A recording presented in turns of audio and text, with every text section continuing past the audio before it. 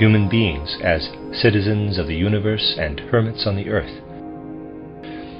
Our previous talks were primarily devoted to showing how we can become aware of our place in the evolution of humanity. Even people who do not want anything to do with knowledge of spiritual worlds have some awareness of our relationship to the cosmos. Today, let us look more closely at a popular opinion about this.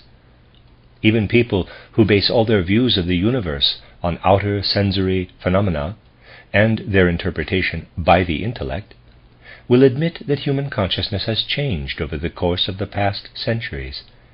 In particular, people point to the tremendous change caused by the emergence of the Copernican worldview. The worldview prevailing during the centuries preceding the Copernican worldview, for example in the era of scholasticism, which I have talked about recently, saw spiritual forces and beings present within the world of the stars. The scholastics spoke of the inhabitants of the stars, who belong to hierarchies above ours in the evolution of beings. People at that time looked out into the universe, to the planets of our planetary system and to the other stars, and were aware that more than etheric material light was streaming down. They knew that when they looked up to the stars, the spiritual beings embodied there were looking down into their souls. Then all this changed, and when people nowadays look up at the planets and the other stars, they see above all material bodies that are permeated by ether and are floating freely in space and sending out light. It would not occur to modern people that spiritual beings of the higher hierarchies are looking at them from the stars. For modern people, the universe is devoid of soul and spirit. In ancient times, people believed that spiritual life on earth was closely connected with that of the whole universe. To them, the creative forces in the spiritual beings of the stars were connected with the soul, spiritual, and physical development of human beings on the earth. For example, in the rays of light coming to the earth from Saturn, they saw the forces stream down that influence human beings and give them the capacity to remember.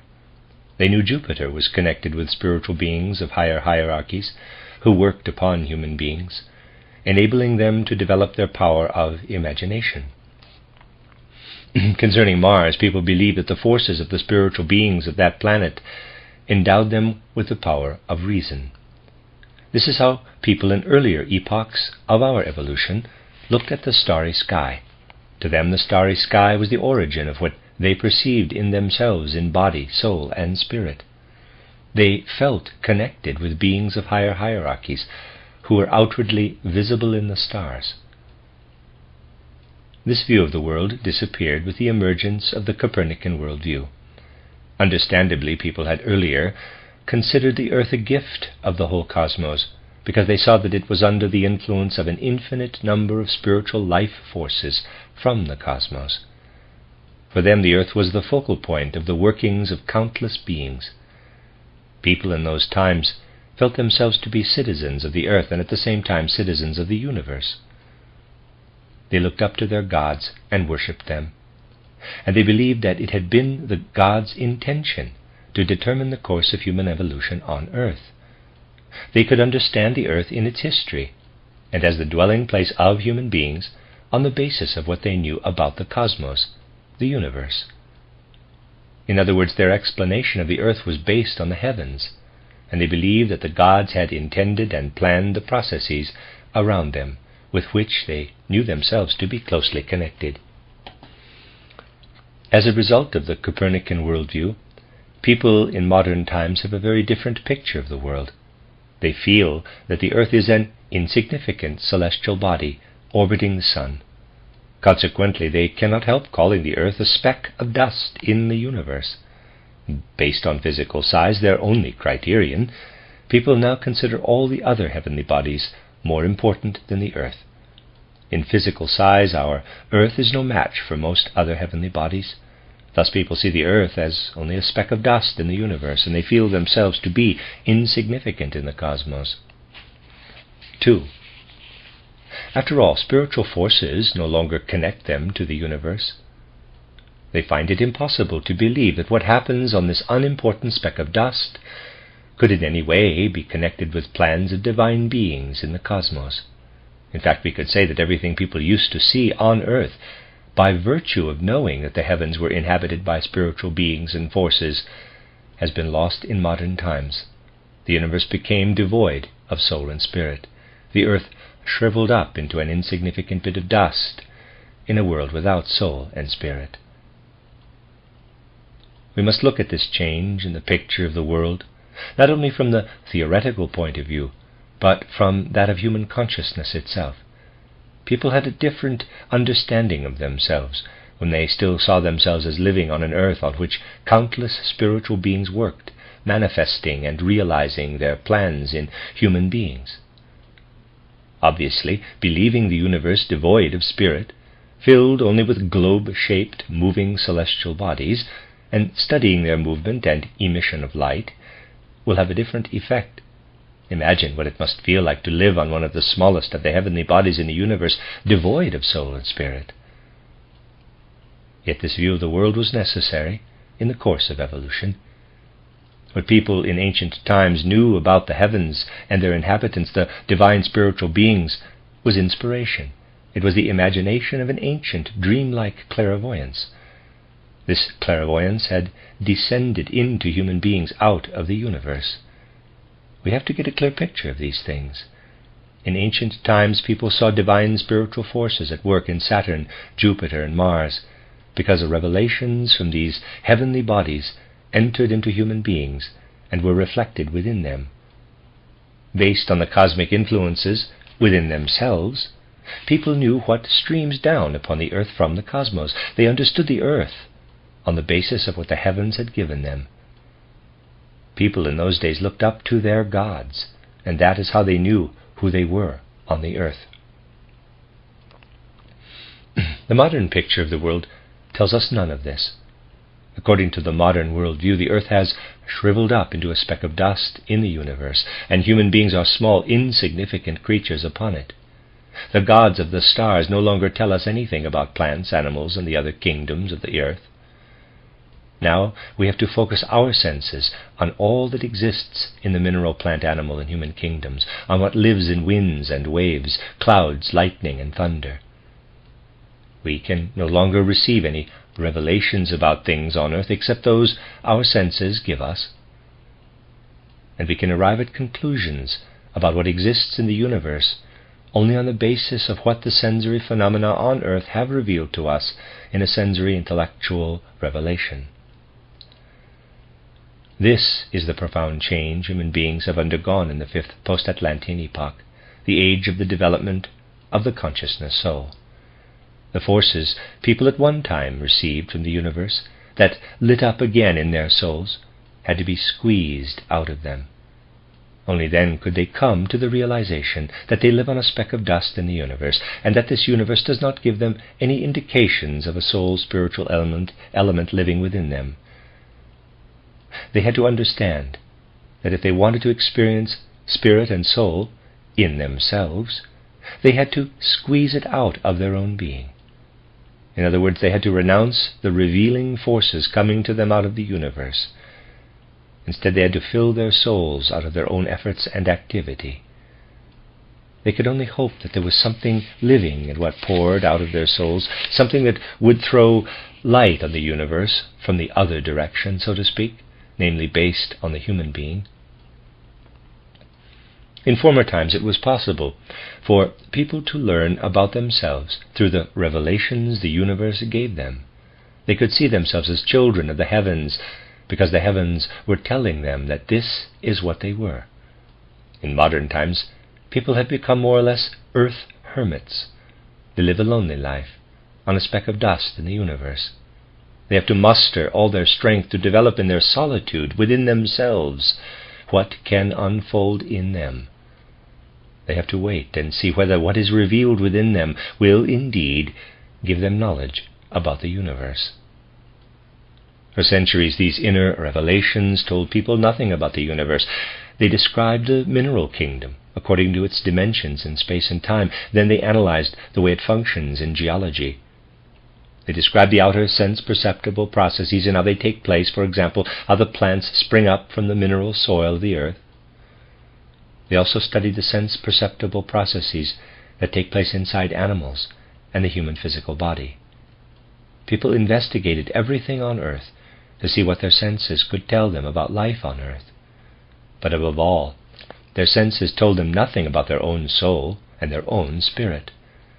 Out of the frame of mind accompanying the realization that human beings are hermits on the earth, living on a speck of dust in the universe, had to come the impulse to develop true humanness in free inner development. In fact, human beings had to confront the big question, is there really nothing in the environment our senses can see, hear, and feel, and our intellect can understand, that goes beyond what our senses tell us? Human beings have developed science. Yet, no matter how interesting this science may be, it does not say anything about human beings. It aims rather at abstract, dead concepts that lead to natural laws. All this does not take human beings into account. After all, human beings are not merely the point where all these abstract ideas meet, in other words, a container for all the laws of nature. For these natural laws have nothing of a soul or spirit nature about them, although they were formulated by the human spirit. The young Goethe especially felt the mood that accompanies this outlook at a significant time in the development of our worldview. He expressed his feelings in the first version of his drama Faust. Goethe presents Faust there as a man who is aware of the purpose of human beings in the cosmos, and who wants to feel himself a spirit and soul among other spirits and souls. Yet Faust feels thrown back by the world without spirit and soul.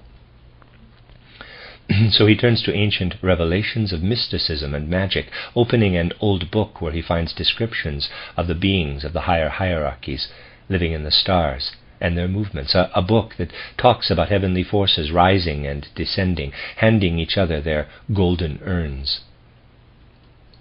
Such views existed at one time, but in the period in which Goethe places Faust, they no longer spoke to people. So Faust turns from them, just as Goethe turned from the ancient explanation of the universe, which saw soul and spirit in everything. Instead, Faust turns to the sign of the earth spirit. We then read the strange words spoken by the earth spirit, quote, "In the tides of life, in action's storm, I surge and ebb, as cradle and grave, as unending sea, as constant change, as life's incandescence. I work at the whirring loom of time, and fashion the living garment of God." End quote.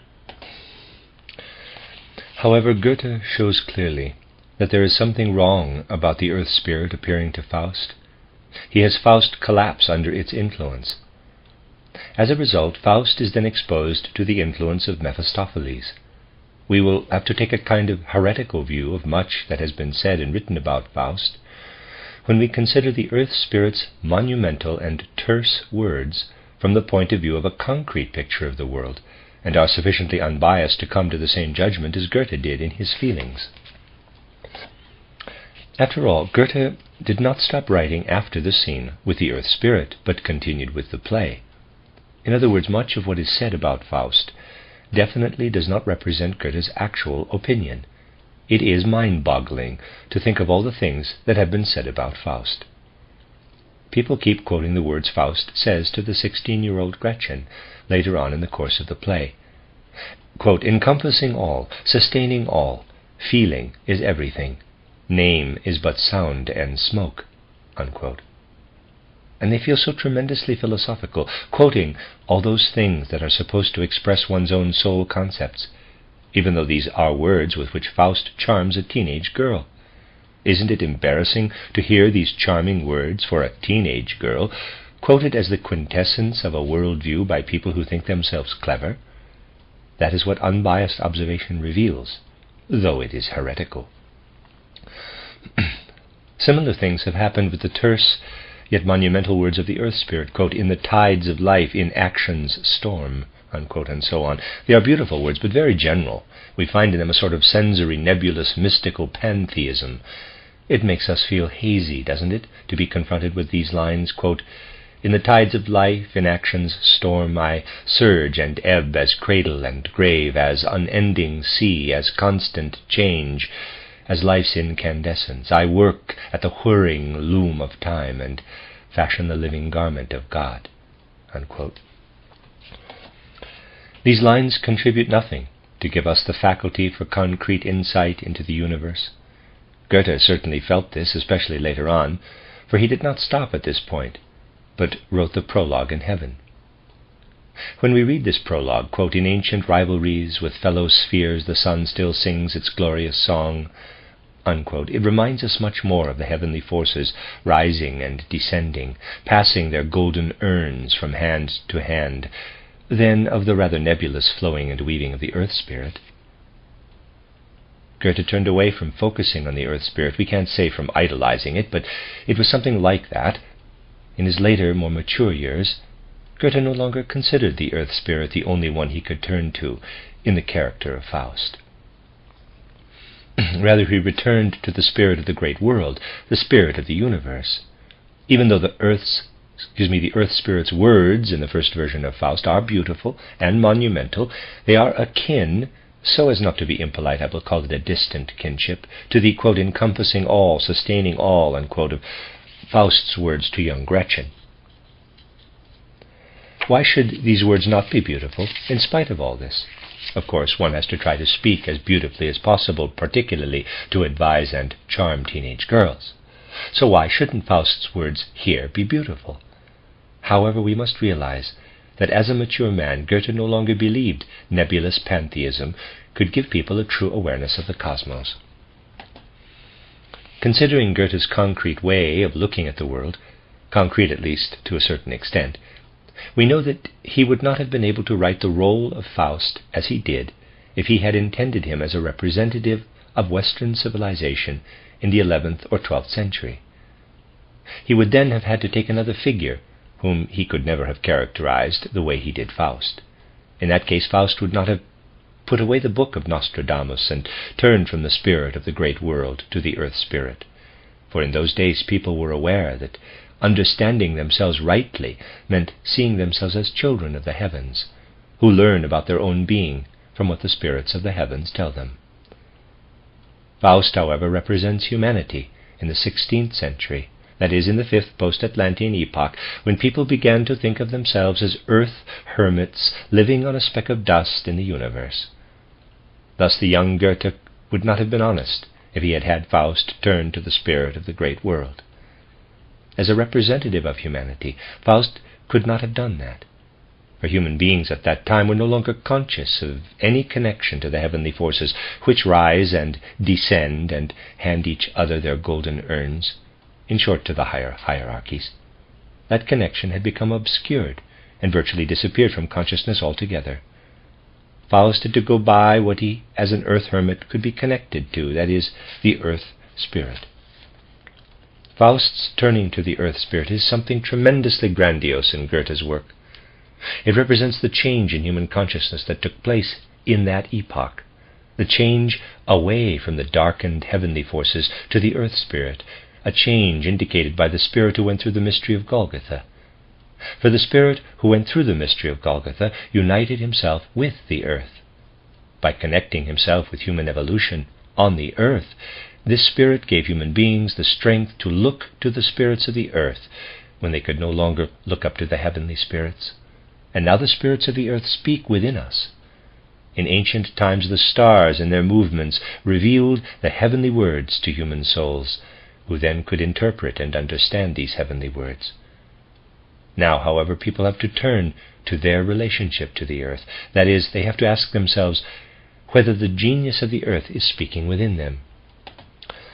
Goethe could draw nothing more than nebulous and mystical pantheistic words from the earth spirit.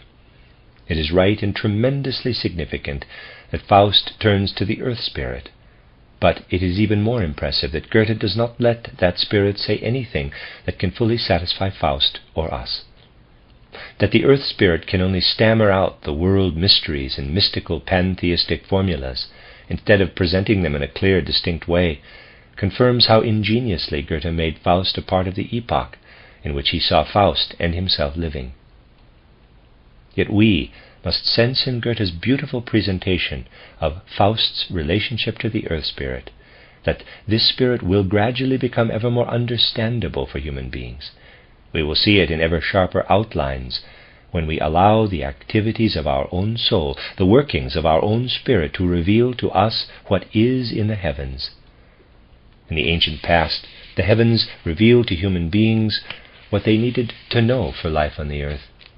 Now people turn to the earth because it is, after all, a creation of the heavens, and by getting to know the genius or spirits that have their dwelling on earth, we can learn something about the heavens. This is the approach I took in my book, An Outline of Occult Science, or Outline of Esoteric Science. There I put down everything we can know from within ourselves. In fact, much of the contents of this book was taken from the earth spirit. This spirit, however, speaks about the Saturn epoch, the Sun epoch, the Moon epoch, and the Jupiter and Venus epochs of the earth. The earth spirit tells us what it has preserved of the universe in its memory. In ancient times, people looked out to the heavens to gain insight into the earth, but now they look into their own inner being and listen to what the earth spirit has to say there out of its cosmic memory. Thus, through understanding the earth spirit, people gain insight into the macrocosm.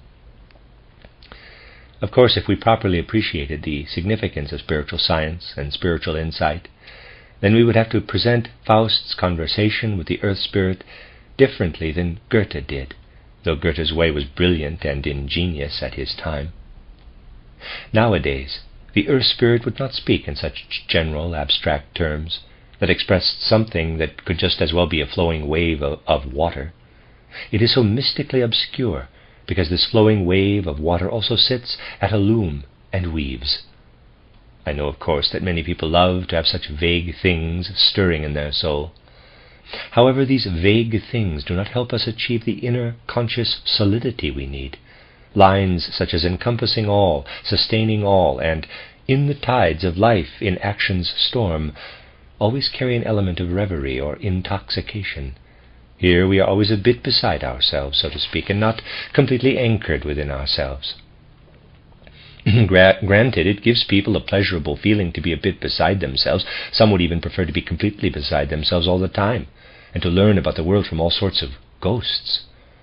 I say this to point out that we cannot help but turn to the earth spirit that lives within us. After all, if we accept the modern ideas of the natural sciences as they are presented to us in our civilization, then what they give us remains abstract and leaves human consciousness cold.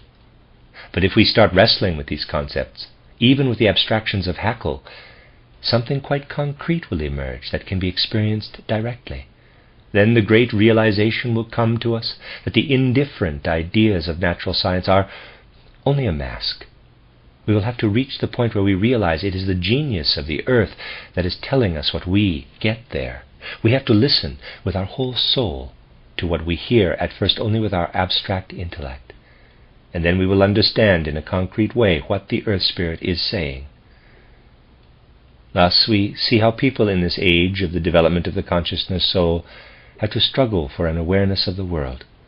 We have to understand these things with our emotions, so that we will approach the anthroposophical worldview with our feelings, with our heart's blood, so to speak. It is this worldview, and not just isolated ideas about the world, that modern people need to adopt if they want to understand themselves with the right feelings and thoughts, according to my indications here.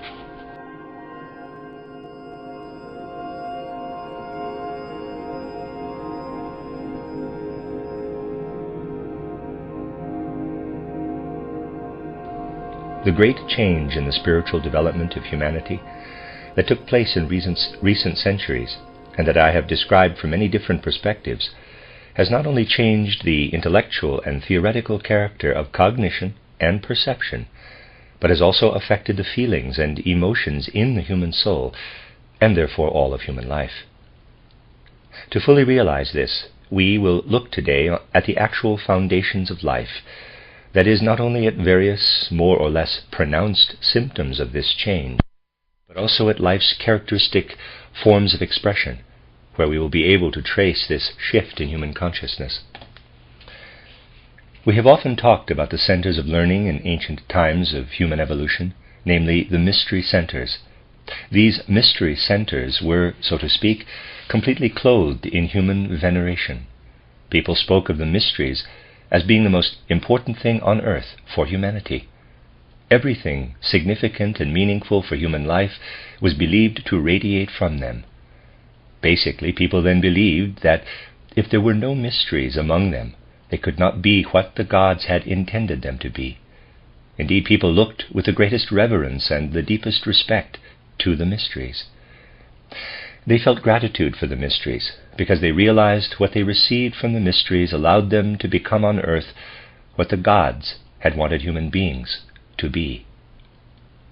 When we compare this with people's attitudes toward educational institutions nowadays, we will find nothing like that deep and warm reverence anywhere.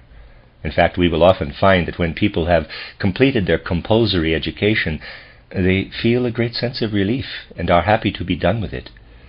But even aside from this extreme, we know that educational institutions do not really give us what we regard as essential for our humanness, for being truly human.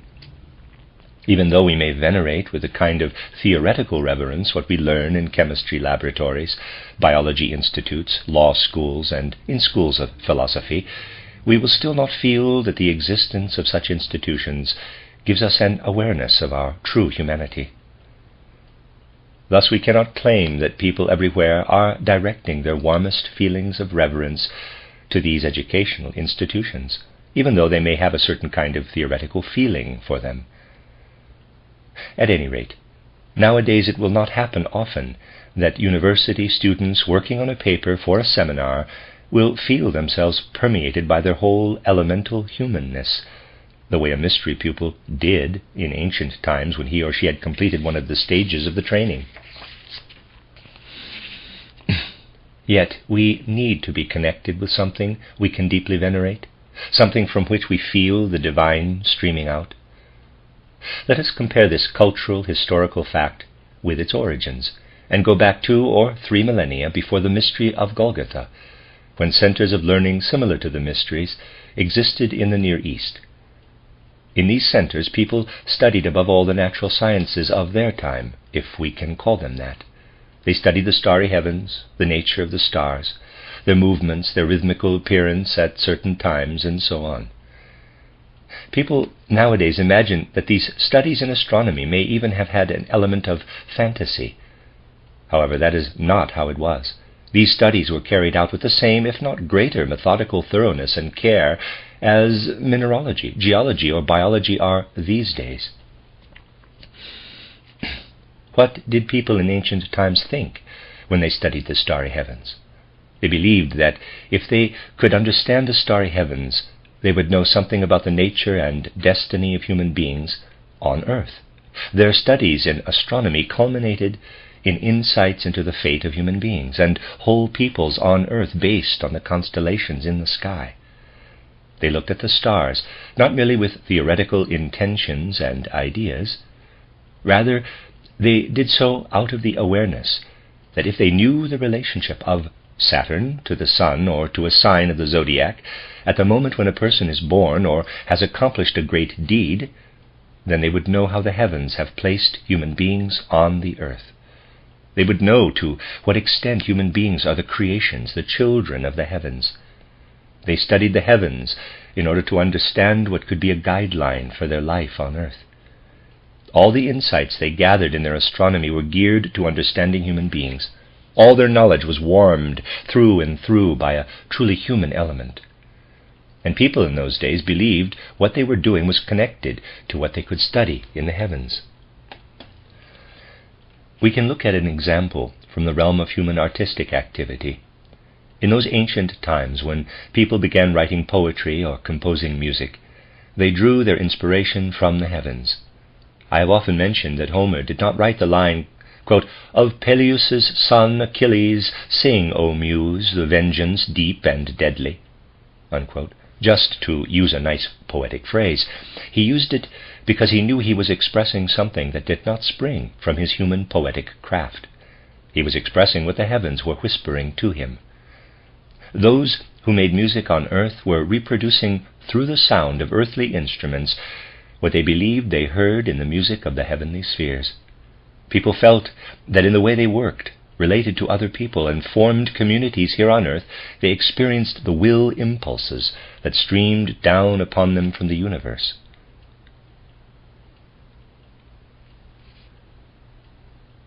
Let me read that sentence again. People felt that in the way they worked, related to other people, and formed communities here on earth, they experienced the will impulses that streamed down upon them from the universe. They studied these will impulses in their observation of the starry heavens, and felt that they were acting here on earth in accordance with the intentions of the heavens. In other words, all the science, art, and religion of these ancient times flowed into human life and work. For in those days, religion, science, and art were united.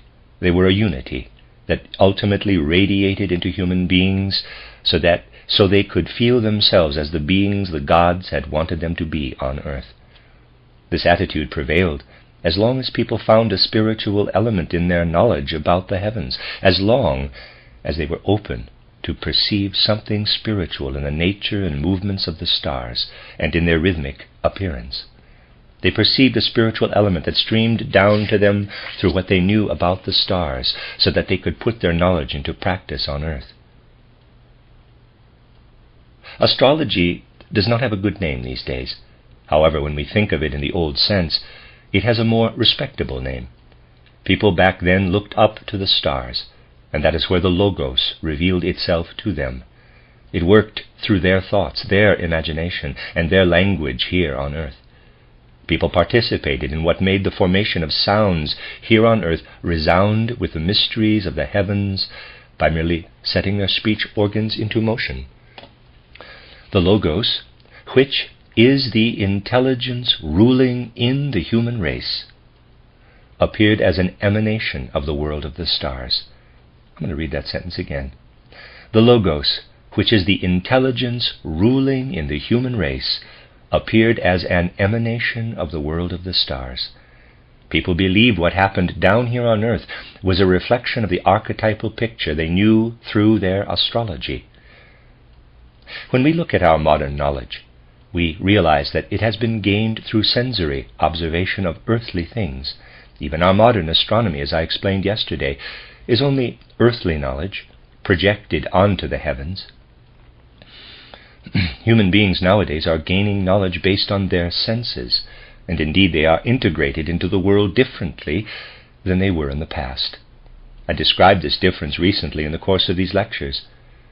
As I explained in my book titled The Philosophy of Freedom, modern intellectual people are characterized by their abstract concepts and their freedom, which has become possible only because of the development of abstract and intellectual concepts that are not in any way compelling, but provide moral commandments originating in human individuality. These intellectual concepts and the consciousness of freedom are a relatively recent development in human evolution. They appeared after the consciousness based on astrology had vanished. The consciousness that saw human beings as creatures that carry out the intentions of the gods. We modern human beings, with our intellect and our freedom, are cut off from the heavens. We have truly become earth hermits and rely completely on the earth for all our knowledge. The way we gain knowledge explains why we have such a strong interest in and attachment to it. In ancient times, it would have been unthinkable to see religion and scientific knowledge as two different things. When people in those days arrived at a scientific insight, it immediately also gave them a religious feeling, showing them the way to the gods. In fact, they could not help being religious, in the true sense of the word, once they had gained knowledge. Nowadays, people can learn the whole spectrum of current knowledge, and yet it will not make them religious. I would like to know whether anyone has become religious these days through having become a botanist, zoologist, or chemist. People who want to be religious look for religion in addition to knowledge. That is why we have separate institutions for the cultivation of religious life, besides those for learning and knowledge. In fact, many people think that knowledge diverts us from the path of religion, and that therefore we must look for other ways to lead us back to religion. Nevertheless, in our lectures, we have had to stress again and again the importance of modern knowledge. We have had to point out that recent insights and findings are indeed essential for modern humanity and its further development. Modern human beings, with their intellectualism and consciousness of freedom, develop here on earth what people in ancient times, who still had a heavenly consciousness, developed only after death. In describing what happens to modern people immediately after death, we have to point out that they look back upon a picture of their life by discarding their etheric body. Then in the period after that, they wander back through their life from the ending to the beginning. In ancient times, life after death was different. What people could see on earth only through higher revelation, namely an intellectual worldview, they did not get until after death.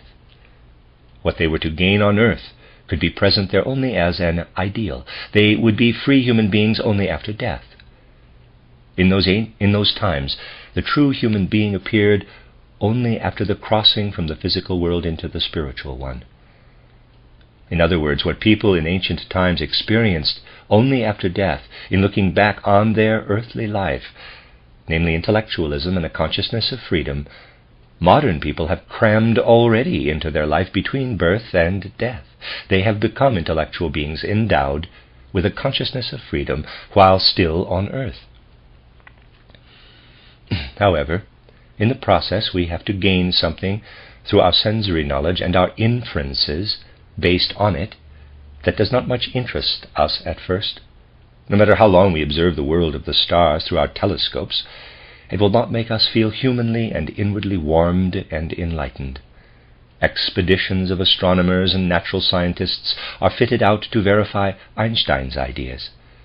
But nobody expects his or her findings to be something that belongs so intimately to our elemental human nature as did those of the astronomers in the Babylonian or Assyrian culture. What our modern knowledge gives us is very different, a lack of interest in the vast reaches of the universe. Though this or that recent biological discovery may be very interesting, we cannot say that through these biological discoveries people come closer to the divine spiritual being they carry in their soul. Instead, people want to approach this divine spiritual being in their soul through a separate interest in religion. These days, people do not have any clear idea of the relationship the ancients had to knowledge, even in the not-so-distant past. We need only think of what a fateful experience it was when Archimedes discovered the Archimedean principle while he was in the bathtub and explained the fateful words, "I have found it." A single insight such as this one was like a window allowing a glimpse into the secrets of the universe. Such a warm-hearted attitude toward knowledge certainly did not exist when X-rays were discovered. We could say that the modern relationship to knowledge leads more to an open-mouthed gasping with surprise than to an inward rejoicing in the soul. From a human point of view, these two gestures and attitudes are very different, and this difference has to be considered in terms of humanity's further development. All this has led to a very strange development. For several centuries now, people have been receiving in their earthly life what they received only after death in ancient times, namely intellectual understanding of the world and a consciousness of freedom. Yet they have hardly noticed this. Their world of feelings, the elemental part of their world, has hardly been touched. In fact, we could say that all this is more likely to have a bitter taste for people. After all, they do not consider pure thoughts the way I have tried to do in title The Philosophy of Freedom. That is, they do not respond by wanting to sing hymns to them rather than analyze them. Consciousness of freedom has led people into all kinds of tumultuous things, but not to the realization that something has descended from heaven to the earth. Thus, not even the basic force underlying the modern development of humanity has been felt on a purely human level. To explain why this is so is to answer one of the most important questions of human existence. In ancient times, people gained knowledge by looking up to the heavens to find the Logos there. They looked for what the gods were telling them through the movements and the nature of the stars. Their human intelligence was a reflection of the divine Logos. Everything people did on earth was illuminated by the content of the Logos, and this content had been received from the stars. In those days, human life would have been nothing if people could not have given it meaning on the basis of their knowledge of the world of the stars. Similarly, all the knowledge we gain inwardly is, in a sense, a mere nothing. We get this knowledge by submitting ourselves to the study of botany, zoology, biology, physiology, or other subjects. We do all this out of ambition at best, or based on the insight that it is necessary if we want to eke out a living here on earth. I know this is a radical statement, but in a sense it comes close to the truth. For surely the people who see great ideals here are under the influence of a certain illusion that allows them to interpret these things in accordance with their ideals. In any case, the people who can see meaning in the sentence, quote, "I pray a chemical formula," unquote, are few and far between. This is how we have to express an important cultural historical fact, albeit a negative one. It takes a person such as Novalis, who was gifted with a profound knowledge, aglow with youthful enthusiasm, to feel that, for example, solving a differential equation is actually praying. Ordinary mathematicians are not in a very prayerful mood when they discover the solution to a differential equation.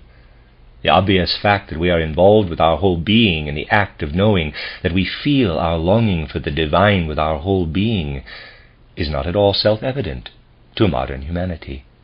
But people take it as a matter of course that those who climb to the heights of knowledge are glad when they have their exams behind them and do not have to go through any more. The joy of having passed through the stages of the mysteries is hardly to be found in modern exam candidates. At least it is extremely rare nowadays that students talk with the full seriousness of the ancient mysteries about the profoundly divine deed a professor has done in giving them a dissertation topic and enabling them to go through the waters of holiness while they work on their topic. Yet that would be the normal, the self-evident thing to do. Keeping this in mind, let me sketch it for you. We have down here the earth with everything on it. There's a drawing on page 64 of this book in white and green. It's actually in black and white in this book. In ancient times, those who were seeking knowledge saw all these things, but they believed that they could only fully understand them when they looked up to the stars and received from there the rays that illuminated everything for them in the right way. In ancient times, seekers looked for this reflection of the world of the stars in earthly life. Without this reflection, everything I have drawn down here in outline would have seemed worthless to them. Nowadays, we do not concern ourselves with what is up there, but study only what is here, below.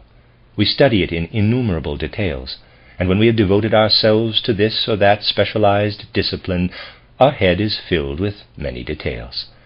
However, evaluating and weighing these details has become a matter of indifference in our life, and consequently we also lack interest for the noble primordial human element in us. This has an especially striking impact on our spirituality as such. The Swabian writer Friedrich Theodor Fischer poked fun at the fact that what we must leave behind in order to reach knowledge does not matter any more to the consciousness of humanity as a whole. He claimed that one of the most significant treatises in the field of modern literature is the one on the connection between the chilblains of Frau Christiane von Goethe and the symbolical, allegorical figures in Part 2 of Faust. Why shouldn't a dissertation be written about this connection just as well as about any other subject? After all, the method used and the human interest involved would not be of any different quality than in cases where somebody writes a treatise, as does indeed happen, on the dashes in Homer's poetry. Truly, we are proud of accumulating insights people in ancient times considered worthwhile only after they had been illuminated by knowledge of the heavens. We do not have heavenly wisdom. We do not study copper by looking at Venus, or lead by looking at Saturn. We also do not study primeval human beings by looking at the sign of Aquarius, and we do not understand what moves from the animal nature of the lion to certain inner impulses of human nature by studying the sign of Leo. We no longer draw anything down from the heavens to help us explain earthly things. Instead, we turn our gaze solely on the vast number of details all over the earth. Clearly, then, we need something that brings meaning into the separate details and helps us to see once again what people used to see when they beheld earthly objects illumined by the heavens. We know many things, but we need a comprehensive knowledge that can radiate into all the separate fields of knowledge and give them meaning. That is what anthroposophy wants to be. Just as astrology looked into the heavens to explain the earth, so anthroposophy wants to look within human beings to see what they have to say out of themselves. From there, it wants to illuminate everything we know about minerals, plants, animals, human beings, and everything else we usually know only in separate details.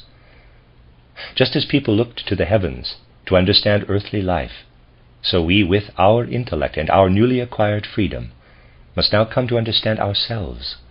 Only then will we be able to look again at the moment of death, when we enter a spiritual world where gods will gaze down upon what we will bring with us and what will radiate from us. For we are to become fully human already on earth, whereas in ancient times this did not happen until after death. How far we have been successful in becoming truly human will be evident from the strength we gain from the pure awareness of our humanity. We receive this pure consciousness of our humanity through what radiates from anthroposophy into everything we can know and accomplish on earth. Quote, "In the beginning was the Word, and the Word was with God, and the Word was God." John, end quote, John chapter 1, verse 1. That is to say, in the beginning was the Logos, and the Logos was with God, and the Logos was God. The Logos was brought down from the revelation of the gods in the heavens, quote, "And the Word became flesh and dwelt among us," unquote, John 1:14. And indeed it continues to live among us. The Logos has become flesh. What could once be found only in the heavens must now be sought in the human realm. In ancient times people were right in seeing the Logos with God the Father, but in our time it has to be sought in the realm of God the Son. We find God the Son in his basic significance when we understand St. Paul's words, quote, "I have been crucified with Christ. It is no longer I who live, but Christ who lives in me." Unquote, Galatians 2:20. That is when we come to know ourselves. All of anthroposophy aims at penetrating into our very depths. What did people in ancient times find when they looked into their depths? They found luciferic forces at the heart of human nature. When modern people penetrate deeply enough into their own being, they find Christ. That is the other side of the change from ancient to modern times. Since intellectualism and the consciousness of freedom came down from the heavens to the earth, and since Christ united himself with humanity on earth, human beings can find Christ in the depths of their own being if they penetrate deeply enough. In contrast, when people in ancient times penetrated deeply into themselves, they found luciferic spirits. That is what the candidates of the ancient mysteries were supposed to learn.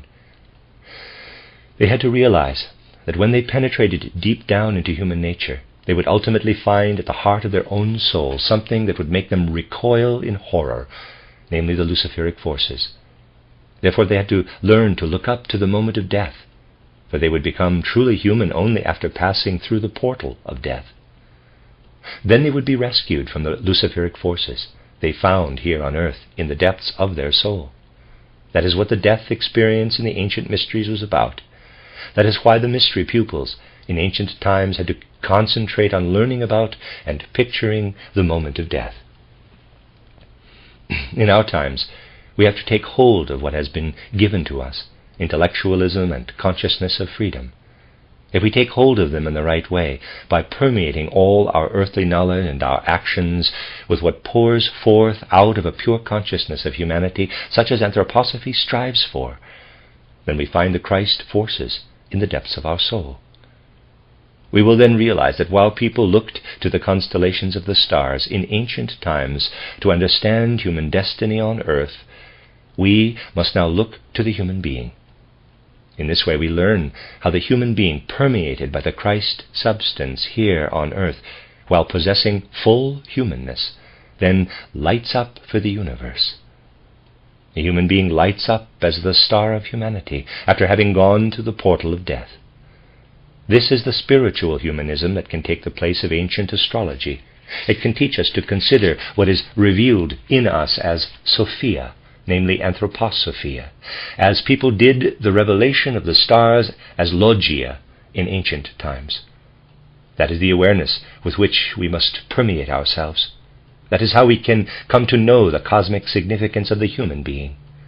We will understand our cosmic significance that leads us to study first the physical body and then the body of formative forces, or etheric body. I want to mention here only one example.